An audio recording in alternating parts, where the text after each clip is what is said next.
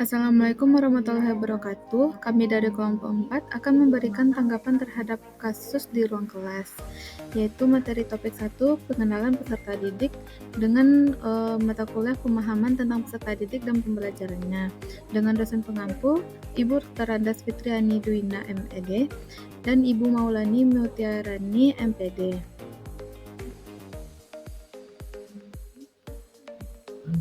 Perkenalkan anggota kelompok kami yaitu pertama Ainul Mardiah, Ilham Wahyudi Amri, Indah Mutia, Rija Tasya Salsabila. Masuk ke kasus pertama, yaitu bayangkan jika Anda adalah seorang guru matematika di kelas 7. Saat ini Anda hendak menyampaikan materi mengenai matematika sosial, yakni mencari nilai rata-rata. Untuk memudahkan peserta didik dalam memahami pembelajaran, Anda mencoba untuk membuat urutan atau langkah-langkah yang perlu diikuti oleh peserta didik agar dapat mencari nilai rata-rata pada sebuah soal. Anda meminta kepada peserta didik untuk mengerjakan soal yang Anda berikan. Hasilnya, peserta didik mampu mengerjakan dengan benar. Sesuai dengan langkah yang telah Anda siapkan, beberapa saat kemudian, Anda meminta kepada peserta didik untuk mengulangi soal yang sama tanpa melihat urutan pengerjaan soal, dan peserta didik mampu mengerjakannya dengan benar.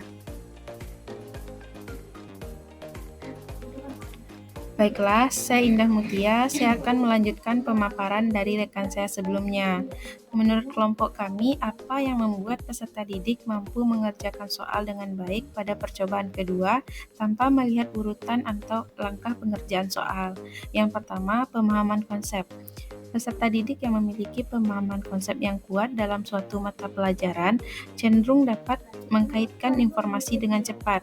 Mereka dapat melihat pola atau hubungan antar konsep tanpa harus mengikuti langkah-langkah tertentu.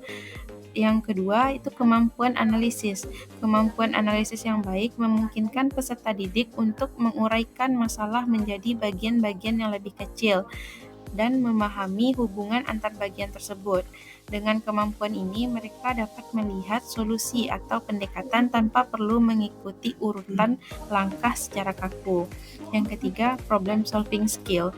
Peserta didik yang memiliki keterampilan pemecahan masalah yang baik dapat menemukan cara-cara alternatif untuk menyelesaikan suatu masalah. Mereka tidak terpaku pada satu metode atau urutan tertentu. Yang keempat, kreativitas. Kreativitas memungkinkan peserta didik untuk berpikir di luar kebiasaan dan menemukan solusi yang unik atau tidak konvensional. Ini dapat mempercepat proses pemecahan masalah tanpa harus mengikuti langkah-langkah yang sudah umum. Yang kelima, pengalaman sebelumnya. Pengalaman dapat menyelesaikan berbagai jenis masalah, dapat membangun kepercayaan diri dan intuisi. Peserta didik yang memiliki pengalaman luas mungkin lebih nyaman dan mampu melihat pola-pola yang muncul tanpa mengikuti langkah-langkah secara eksplisit. Yang keenam, kemampuan visualisasi. Kemampuan untuk memvisualisasikan informasi dapat membantu peserta didik melihat hubungan antar elemen secara cepat. Ini dapat mempercepat proses pemecahan masalah tanpa memerlukan langkah-langkah yang terstruktur. Yang terakhir yaitu kepercayaan diri. Tingkat kepercayaan diri yang tinggi dapat membuat peserta didik lebih berani mencoba pendekatan alternatif dan berpikir lebih fleksibel dalam menyelesaikan soal.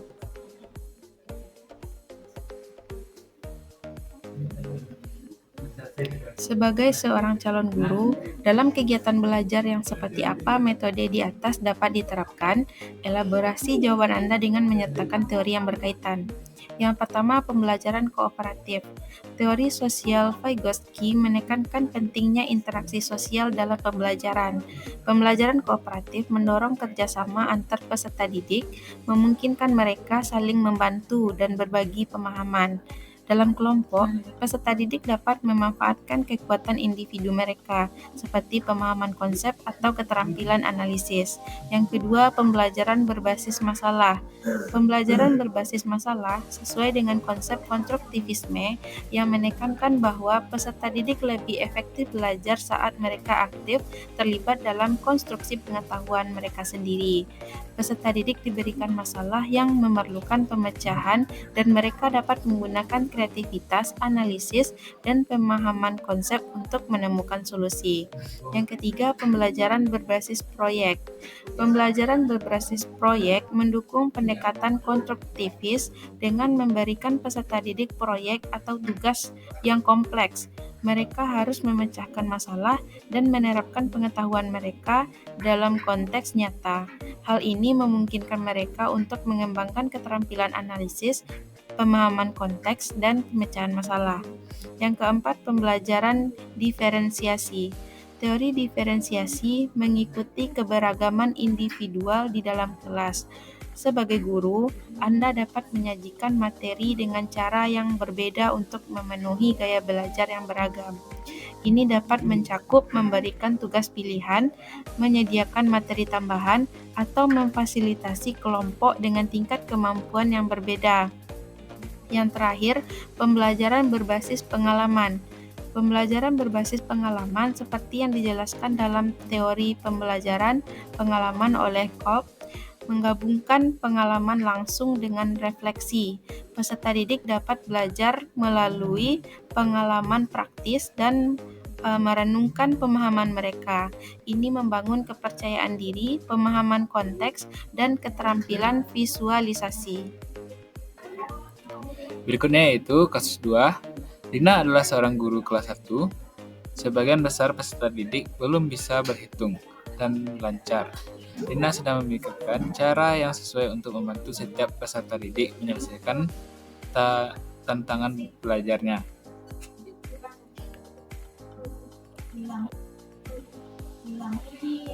Menurut Anda, apa yang Rina lakukan untuk membantu peserta didik sesuai dengan tahapan perkembangan usia?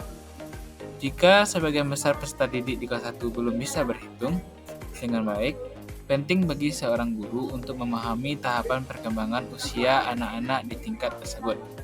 Langkah yang akan dilakukan seorang guru sebagai berikut. 1. Pemahaman tahapan perkembangan. 2.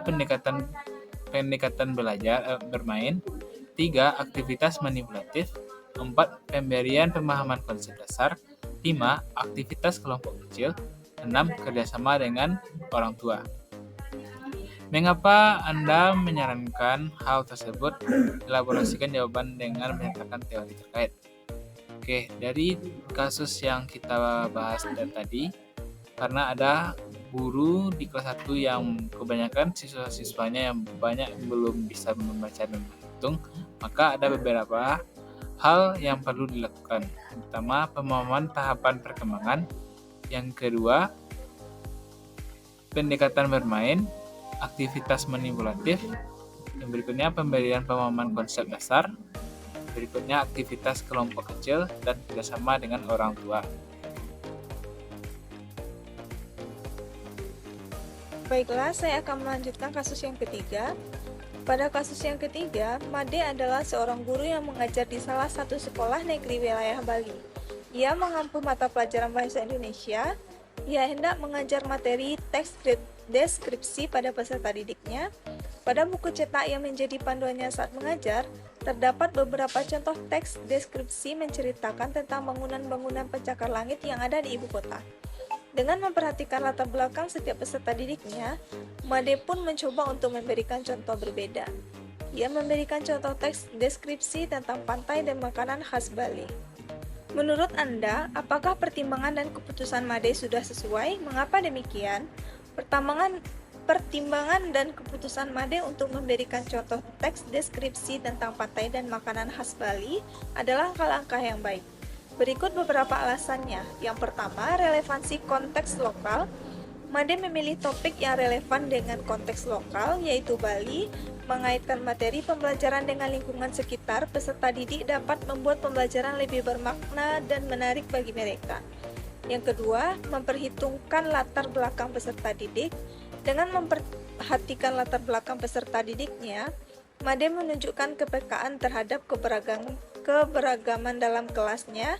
Ia dapat menciptakan rasa inklusivitas dan membantu peserta didik merasa terkait dengan materi pembelajaran. Yang ketiga, peningkatan keterlibatan sosial. Memilih topik terkait budaya lokal seperti makanan khas dan pantai di Bali dapat merangsang diskusi kelompok dan berbagai pengalaman antar peserta didik. Hal ini dapat meningkatkan keterlibatan sosial dalam proses pembelajaran.